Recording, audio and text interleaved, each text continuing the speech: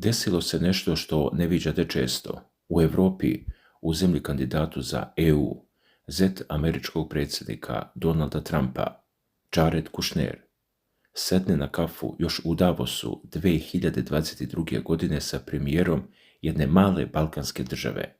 Kako prenosi Wall Street Journal, pozivajući se na kasnije izjave Edija Rame, Kushner je oduševljeno pričao o Albaniji i za manje od 4 godine taj premijer mijenja zakon o zaštiti prirode preko noći, doslovno ubrzanim postupkom. Kako navodi Tages Anzeiger, to se desilo 2024. godine, da bi na obali, koja je zakonom proglašena zaštićenim područjem, nikla ograda od bodljikave žice i počele su da niču sobe. 10.000 soba na 1400 hektara, 4 milijarde dolara.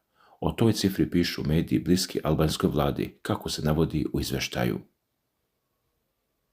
Ali ima jedna kvaka, zapravo ima ih nekoliko. Narod je izašao na ulice, 1000 ljudi, i to ne onako sa štapićima i šeširima, nego masovni protesti ispred zgrade vlade u Tirani, kako izveštava AFP.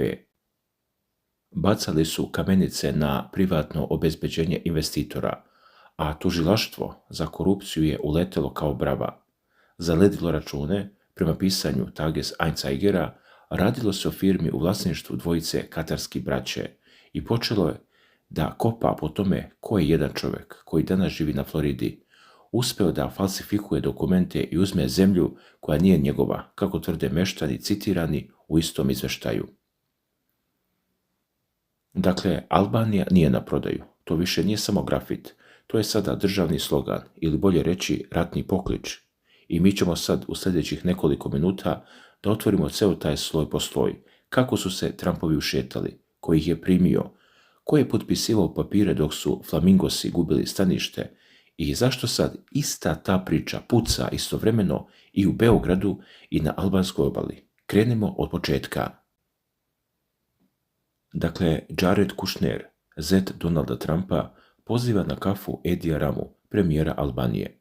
Kako je Rama kasnije ispričao za Wall Street Journal, Kushner nije došao da pije toplu čokoladu. Oduševljeno je pričao o Albaniji, o njenim plažama, o Jadranskoj i Jonskoj obali. Pitao je Ramu da li bi mogao da bolje pogleda zemlju, to jest da li bi mogao da investira. Odmah da kažemo, ovo nije altruizam, nikakva dobrotvorna misija.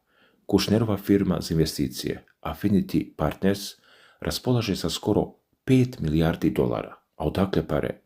Iz suverenih fondova bogatstva Saudijske Arabije, Katara i Emirata, kako su objavile publikacije poput New Yorkera, znači novac sa Bliskog istoka, kanalisan preko američkog političkog zeta i jednu malu balkansku zemlju, i to ne bilo gde, nego na mesta koja su decenijama bila vojne tajne. Dakle, Rami se to dopalo, veoma. Ubrzo su Kushner i Ivanka počeli redovno da posećuju Albaniju, kako prenosi Tages Anzeiger. Ne dolaze turistički, dolaze da mere teren i za par godina izađu sa planom koji je apsolutno gigantski. Hoće da izgrade luksuzna odmarališta na 2 mesta. Na malom ostrvu Sazan i u primorskom selu Zvernecu. Sazan, more se tu penje, strateška pozicija između Jadrana i Jonskog mora. Rimljani su tu bili, Osmanlije, Italijani, pa komunistička Albanija. U hladnom ratu stroga tajna vojna baza. Čak su i Rusi bili prisutni neko vrijeme. Kako prenosi Tages Anzeiger, Nikita Hruščov je 1958. godine došao u posjetu i rekao nešto što i danas odzvanja. Odavdje se može kontrolisati Sredozemlje sve do Gibraltara. E pa na tom mestu i na još 1400 hektara Kushner planira hotele sa 5 zvezdica, ukupno 10.000 soba. Tu su vile, apartmani, bazeni, marine, a cena? Mediji bliski vladi pišu o 4 milijarde dolara, kako navodi Tages Anzeiger. Prva cifra je bila manja, 1,4 milijarde, ali kako se priča razvijela, tako je rasla i cena. E sad, postoji mali problem. Veliki delovi te obale su pod zaštitom države, zato što je to močvarno područje. Ne bilo kakvo močvarno područje, nego jedno od najvažnijih u Europi, Laguna Narta sa selom Zvernec, utočište je za stotine vrsta ptica, flamingosi, ružičaste ptice koje su postale simbol ovog otpora, dalmatinski pelikani kojima prijeti izumiranje. Tu se gnezde morske kornjače, tu žive foke. Ovo navodi Tages Anzeiger, pozivajući se na ekološke studije. I sve to treba da bude asfaltirano i pretvoreno u hotelske komplekse. Kako se to radi? Jednostavno, vlada je 2024. godine, i to u ubrzanom postupku, izmenila zakon o zaštitnim područjima, kako piše Tages Anzeiger. Trebalo im je par dana, doslovno preko noći, i odmah posle toga izgradnja luksuznih resorta u netaknutoj prirodi postala je legalna. Ovo su rekli stručnjaci. Time su pale sve brane za zaštitu ovih predela, a opoziciona političarka Ina Župa je za lokalne medije, kako prenosi isti izveštaj, rekla nešto što savršeno objašnjava stvar. Citirat ću: ako danas posečeš jedno drvo u šumi, kaznit ćete. Ako ubiješ divlju životinju, kaznit ćete, ali ako danas usred zaštićenog područja sve uništiš, gradiš, posečeš bezbroj stabala i pobiješ životinje, onda te proslave kao strateškog investitora. I tada je sve bilo jasno. Nije se pominjalo ime, ali su svi znali na koga misli, na Kušnera. Ali tu nije kraj. Ispostavilo se da ni sami investitori nemaju čistu situaciju sa zemljištem. Albanija ima specijalno državno tužilaštvo za borbu protiv korupcije i organizovanog kriminala, skraćeno SPAK. I oni su ove nedelje pokrenuli istragu, kako prenosi također Tages Anzeiger, ne bilo kakvu istragu, nego konkretnu, kako je jedna sumnjiva mreža privatnih lica i firmi došla do zemljišta u zaštićenom području Zverneca. Ovdje priča postaje zaista mračna. Neki meštani optužuju lokalnog kralja podzemlja da im je falsifikovanim dokumentima uzeo zemlju, kako se navodi u izveštaju, a pri tom su mu pomagali korumpirani sudije i političari. Gde je taj čovjek danas? Živi na Floridi, u Sjedinjenim Američkim Državama. Daleko od albanske pravde, istražioci sad proveravaju i onu zamenu zakona o zaštiti prirode. Da li je sve išlo po zakonu? Vlasti su čak privremeno zamrzle račune jedne investicione firme. U toj firmi su vlasnici dva brata iz Katara. Kako prenosi Tages Anzeiger, zamrzavanje kratko trajalo, ubrzo su računi vraćeni, ali i to kratko zamrzavanje je bilo dovoljno da izazove bes premijera Edija Rame. Kako prenosi AFP, on je bukvalno besneo na javnom nastupu, citiram ga: nema šanse da će investicija biti zaustavljena dok sam ja na toj funkciji. Naglašavao je da ovi veliki projekti nude ključnu priliku za procvat turističke industrije i privlačenje stranih investitora. Problem je što ljudi na ulicama to ne vide tako. A tokom vikenda, kako izveštava AFP, stotine ljudi okupilo se na plaži Zvernec. Zašto? Zato što su investitori ogradili veliki deo obale bodljikavom žicom, ograda na plaži, a onda su zaposleni u privatnoj firmi za obezbeđenje nasilno ušli u sukob sa demonstrantima. Prema svedocima i medijima nisu ih samo odgurali, bacali su kamene na njih i odvukli su jednu osobu. Ovi prizori su, kako prenosi Tages Anzeiger, izazvali talas besa koji se proširio celom zemljom. Protesti su preseljeni u prestonicu. U Tirani, kako javlja AFP, nekoliko hiljada ljudi izašlo je u ponedjeljak i utorak ispred sedišta vlade. Mahali su albanskim zastavama, skandirali su Albanija nije na prodaju, tražili su obustavu projekta i pozvali na hapšenje dvojice ljudi, premijera Edija Rame i opozicionog lidera Salija Beriše, jer ih demonstranti smatraju korumpiranim političarima koji su se pokorili interesima oligarha. Dalje, ispred zvanične rezidencije premijera Edija Rame, stvari su se dodatno zaoštrile. Uglavnom mladi demonstranti upućivali su oštre uvrede Rami, kako prenosi Tages Anzeiger. U svoje napade uključili su i celu njegovu porodicu. Nije lepo, ali to se dešava kada ljudi osjete da im neko prodaje zemlju pod nogama.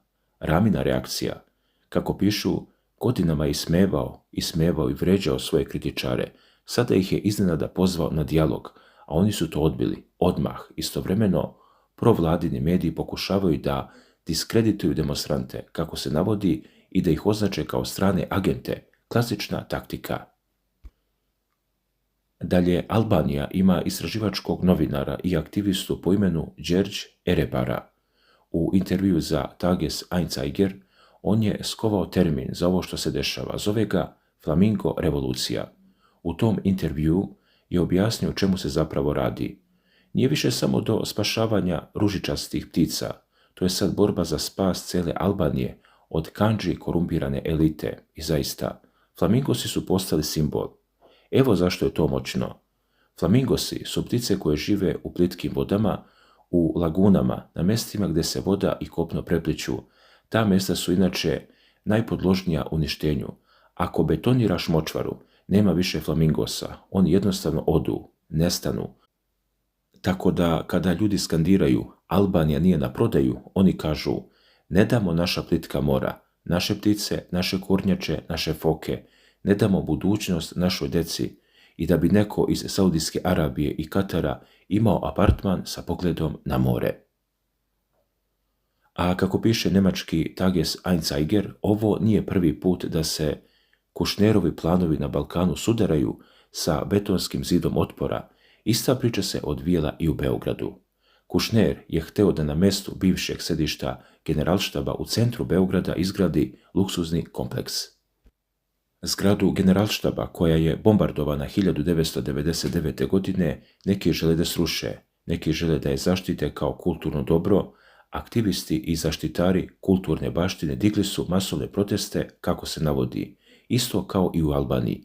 Nisu dozvolili i posle navoda o falsifikovanim dokumentima, projekat je dospeo pod sudsku kontrolu prema istom izveštaju i za sada propao je. Na veliko razočaranje predsjednika Aleksandra Vučića, kako se dodaje, znači ista šema, američki investitor sa političkim vezama, balkanski lider koji podržava projekat, sumnjiva dokumentacija o zemljištu, narod na ulici, sudovi koji usporavaju stvar. U Srbiji je za sada to stalo, u Albaniji je tek u punom jeku.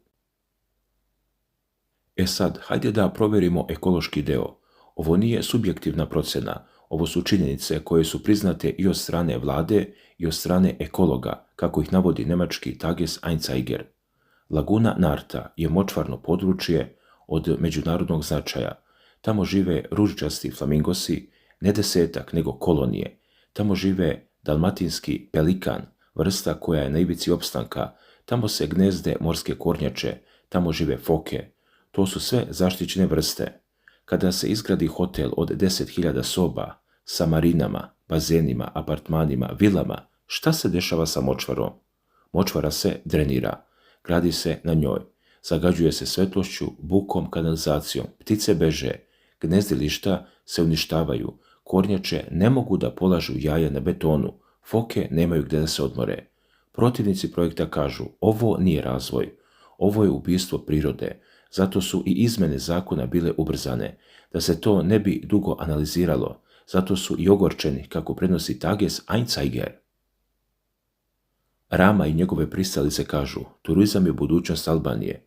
Ovakvi projekti donose radna mjesta, donose pare, donose puteve, struju, vodu. Kažu, ne možemo da sačuvamo močvaru zauvek, kad nam ljudi nemaju hleba. I tu se sukobljavaju dve istine. Ekolozi kažu, možete imati i turizam i zaštitu, samo ne ovako, betonom preko svega. Rama kaže, ovo je jedini način da se privuku veliki investitori, a koju pravu? Istorija će pokazati, ali jedno je sigurno, način na koji je ovo rađeno, bez javne rasprave, sa izmenama zakona preko noći, sa bodljikavom žicom i kamenicama, to nije način na koji se rade čiste stvari. I za sami kraj postavlja se jedno veliko pitanje. Dokle će trajati Flamingo revolucija prema Đerđu Erebaru? Ostaje da se vidi. SPAK istražuje, sudovi odlučuju, narod je na ulicama, Kušner je negdje u svojoj kancelariji, broji pare sa Bliskog istoka, Rama se duri ispred kamere, ali nešto se promijenilo. Bodljikava žica na plaži je probudila nešto što je spavalo, kako kaže Đerđ Erebara u intervju za njemački Tages Anzeiger. Nije više ne damo prirodu, sada je ne damo državu. Flamingosi su samo maskota. Prava borba je za to ko će vladati Albanijom. Da li će to biti korumpirana elita koja prodaje obalu strancima ili će to biti građani koji kažu dosta je. Dakle, prvi put posle dugo vremena na Balkanu se pojavio pokret koji nije nacionalistički, nije verski, nije levi ni desni. Pokret je ekološki i antikorupcijski, kako ga opisuje Erebara. I to je ono što plaši vlasti više od svega. Ova priča nije gotova, imat ćemo nastavak. Flamingos još uvijek lete iznad lagune, a narod još uvijek skandira. Albanija nije na prodaju, kako izveštava AFP sa protesta u Tirani. Ostajemo na terenu, prijatelji, čuvajte se.